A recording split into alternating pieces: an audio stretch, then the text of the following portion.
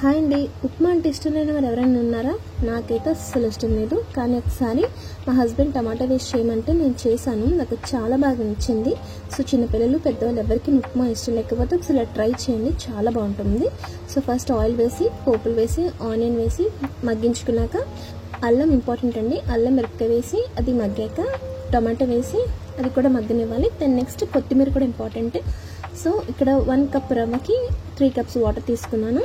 So water అనేది మనం మగ్గిన తర్వాత టమాటో వేసుకొని వాటర్ బాయిల్ అయ్యాక కొంచెం కొంచెం వేసుకుంటూ కలుపుతూ ఉండాలి. కానీ ఇక్కడ అవ్వలేదు, అందుకే ఒకేసారి వేస్తాను.